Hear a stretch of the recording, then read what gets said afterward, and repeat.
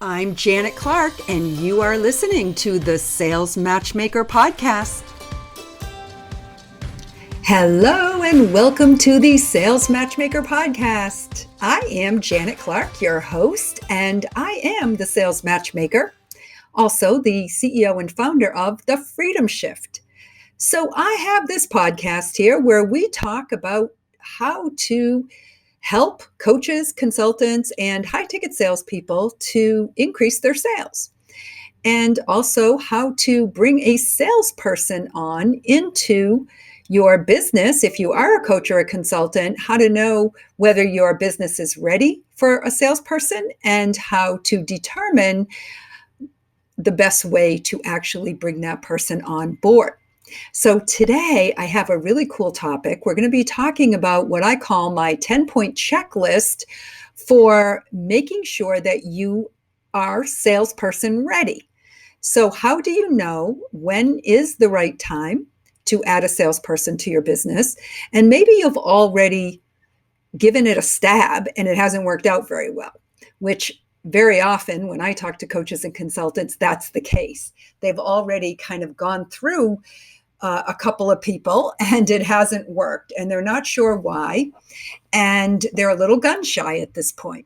So no matter whether you are at the point where you're hoping that your next step is going to be to bring on a salesperson, or you are wondering why you're struggling to bring on a salesperson, hopefully this checklist is going to help you. So let's jump into this. Because it's a checklist, I think it would be a really great idea for you to get some sort of a notepad, whether you do that electronically or whether you do that with paper. But it would be great to be able to jot down these 10 key areas. And here's the thing that's most important to recognize. Commission salespeople need to be able to make money.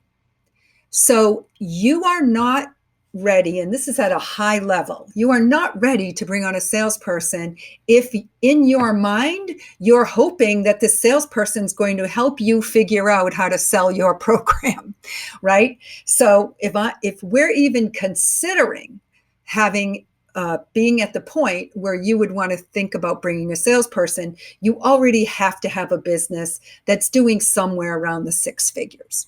So that's the little caveat that you should understand.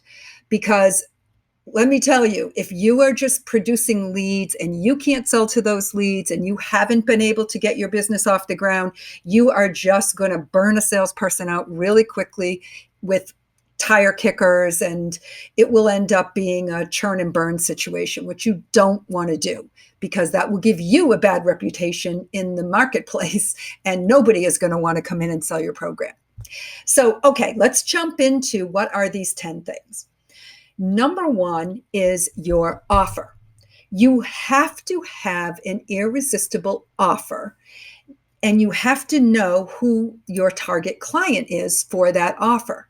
So the offer really is the key to your success, because if you are one of these people that every time you get on the phone, you are customizing some kind of a solution based on what this person is telling you that they need, right? Your prospect, then that's not duplicatable. A salesperson can't sell that. So what you have to be able to do is create an offer in such a way that it is your signature system, that you're offering in a specific way to your clients. And there can be some component of individualized one-on-one in there, but it has to be a very clearly defined offer. So that's number one, irresistible offer. Number two is you must know who your ideal client is. So we'll call that your avatar. You have to be able to identify the characteristics of that avatar so that that is easily definable for your salesperson, so they can go out and they can find those people and they can qualify them to know whether they are talking with the right person. So it's really important that you do the work around that ideal client and make sure that you can explain to your salesperson who your target market really is. and what that client looks like and how they would be able to identify whether the person they're speaking with is an ideal client. Okay. The third thing is you must have a track record of success. If your program is not proven yet, then you're not ready for a salesperson. So you want to have a proven program that you've already sold at a high ticket level, ideally somewhere around $5,000 or more, and you've gotten results for your prospect or your client. So if you've been able to deliver results, you've been able to sell it, then it's time for you to consider that you would be able to sell more if you were to bring on a salesperson. One of the other things about that track record of success is that because you have the track record of success, you're going to be able to create some case studies and some testimonials, and those will become tools for your salesperson to use. Okay, number 4 is you must have an online presence. So we know that coaches and consultants are offering their services online. So that's the world we're in, that's the world we're targeting, and those are the people I'm talking to right now. But what does your online presence look like? Do you have a fair amount of content out there that people can actually access when they go search for you? Do you have an updated LinkedIn profile? Do you have a Facebook group or some sort of a following and presence on Facebook, Twitter, Instagram, somewhere? If somebody does a search for you, do you have a YouTube channel? Like, what is your online presence and what does that look like? Because if there's nothing out there that somebody can go and do their research on you, the salesperson doesn't really have any way to get people enrolled in your program. You haven't done the marketing that you need to do to build up your brand and your recognition in the marketplace. So there's ways to do that. We help clients do that all the time, but it's just really important that that is in place before you bring on a salesperson. Okay, the next thing, we're on number 5 in our checklist, is systems. What systems are you using to generate leads? What system are you using to qualify your prospects? What system are you using to enroll people into your program? And what system do you have for onboarding people once they are enrolled into your program? So it's extremely important that you work those things out before you bring the salesperson on, because it's not up to the salesperson to create those processes for you. They're here to enroll clients into using the systems you already have. Now, we do have in our sales map program, I do help my clients to create those systems if they don't have them in place, but we have to do that before we can match them up or match you up with a salesperson. So that's extremely important.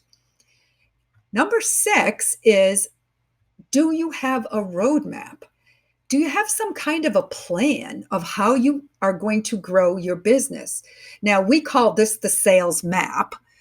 But what it includes is this capacity and commission planning. So what do I mean by that? Well, if you bring a salesperson on, do you have the capacity for them to sell twice the number of clients you already have, 3 times the number of clients, 10 times the number of clients? Do you have a way to scale? And have you built in the financial resources that you're going to need to grow, including being able to pay commissions? So is there some margin within your offering to be able to afford to bring a salesperson on? Now, again, this is something that you can accomplish by maybe increasing the price of the program at the point when you bring a salesperson on, but you have to have a super duper offer in order to raise your price. So you have to do something about the value of the program so that you will be able to raise the price and cover the cost of a salesperson. Number 7 is this onboarding process. Now, look, your salesperson needs to know that the minute they close that sale, you are going to grab a hold of that person and you are going to cement the fact that they made an amazing, great decision. Because very often, after somebody makes this emotional, big leap of faith and invests in themselves, they have this feeling of remorse, like they get scared. It's fear that comes up. And if you do not embrace that client right away, reinforce that buying decision, get them immediately engrossed into your program and feel embraced, you have a very high probability that they're going to fall off. So we have to make sure that you have a really good onboarding process and that the selling proposition that you're giving to the salesperson to what you're going to offer is actually happens on the back end. So look, the worst thing that can happen is for your salesperson to bring people in and then have them ask for a refund or complain later to the salesperson that they weren't happy with the results that they got when they came into your program. Because psychologically, that's going to stop the salesperson dead in their tracks from wanting to stand in the fire with people and get them enrolled in your program, because they have to have this strong conviction that your program is amazing and that it's going to work for people. And so that has to happen after they make the sale. Okay, the next thing is you must have leadership skills. Now, great salespeople, literally, they're mavericks and they bring a ton of energy into your business and a lot of enthusiasm onto your team, but they're not easy to manage. Mavericks are people who are kind of like ADD in a way, right? They're just enthusiastic, overwhelmingly go-getters, but they don't do well in any kind of a confined system, right? So you have to be careful about the way that you lead these people. And it is important, though, that they can't be left totally on their own. So there has to be communication, there has to be collaboration, and there also has to be a strong level of trust, because these people need a good salesperson needs the autonomy to be able to be themselves and to represent your company and to use their own personality in the mix. But at the same time, they do need to trust that you've got their back and that you trust them, and that two-way communication has to be really strong. So that is really ties back to you really understanding how to be a dynamic leader. And again, it's something we put into our program in Sales Map because we recognize that very often people don't know how to lead very well. They don't know how to take care of their sales team. And they tend to fall either into two camps. One being they do nothing and they just let the salespeople float around out there on their own, or they try to micromanage the salespeople, and neither one of those things are going to work. Okay. Number 9 is you must be willing to let go. And I say this with all the love because I understand how hard this is. So I always say to coaches and consultants, and I make sure the salespeople realize this too, it's kind of like when the first time a coach or a consultant lets a salesperson represent their business to a prospect, hands their leads over to a prospect, it's almost like the first time you bring your baby to daycare. You are freaking out. It is hard to let go. But until you do that, you are not going to be able to scale your business. So your salespeople have to be able to be independent of you. They may explain things a little differently, and their work habits may be a little different than yours, and they may just be more exuberant or have a different way of interacting with people than you do. But you have to be willing to let them do that. And that has been one of the things that is so hard for a lot of coaches and consultants, because you're used to selling your program in a certain way. You think that's the only way. And I'm going to tell you that most coaches and consultants, when they do their own selling, they're doing an awful lot of coaching on those calls as well. They're actually bringing a lot of their skills and what they deliver into the sales conversation, which is really not the best way to be selling. You probably would actually do better if you didn't do that. But because you know your own program so well, you're going to tend to fall into that trap of doing some coaching when you're on the call. So the salesperson's not going to do that because they're not you, and they don't know your process the way that you know it.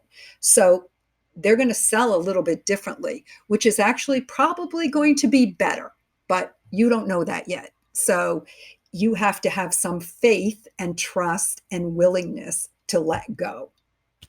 Okay, and finally, number 10 is you should have your own trusted advisor when you go through this process of bringing in the salesperson. Because if you listen to those things that I just told you, the other 9 things that are so important to have in place before you actually are going to succeed in bringing on a salesperson, you probably realize that you're going to need some help in some of those areas. And for most people, they need someone who can advise them, a trusted advisor, a mentor, to get them through those processes. Somebody who can be almost the intermediary between the salesperson and you. So I'm not a big believer that you need a sales manager, because I believe that a great salesperson is self-managed, and with the right leadership from your part and the right communication, it's all going to work out just fine. But there is a transition point, and that is when you really do need to have somebody who's helping you through that. Now, as you know, that actually is what I do. So as the sales matchmaker, I've been through this process a number of times. So how do I know the things that need to be in place? Well, I've lived it. I've been there. And I absolutely can see where some of these coaches and consultants fall down in terms of getting a salesperson on board. So very often in the matching process, the first person isn't the best person, and we may have to go through 1 or 2, sometimes 3, to get the really right person in there. But most of the time, if you have somebody who's helping you through this process, you are going to get to that right person quicker, and the whole process will be really smooth, because it takes a few months. But once that connection is made, once you guys are kind of doing the dance together, you've learned to communicate, the feedback is a two-way loop. You're able to feedback to the salesperson what kind of people they're bringing in, and if those are good clients for you, they're able to feedback to you what kind of objections they're getting, what kind of things people are saying, so that you can kind of work on your marketing a little bit to answer some of those things. That is when you can get a very, very good functioning salesperson and be able to create that freedom for yourself so that you can step out of the sales role and trust that you have a great person in there who can do your enrollments for you. And then you can focus on what you do best, which is serving your clients, coaching your clients, consulting with your clients, and scaling your business. So that's my 10-point checklist for this week's episode. I think it's pretty comprehensive. If anybody has any comments, you want to talk to me about it, you have some thoughts, just always feel free to reach out. I love to chat with people. I say this almost every week. I'm available, Janet@thefreedomshift.com, or you can connect with me over on Facebook. I have my group, the High Ticket Sales Collaborative. Come on over and join that. You can connect with me on LinkedIn. I'm over there. And one way or another, let's keep this conversation going. Tell me what it is that you want to know more about, so that in future episodes, I can address those things as well. But for now, I just want to say, have a wonderful, happy selling week. And come back next week because we'll have another awesome episode.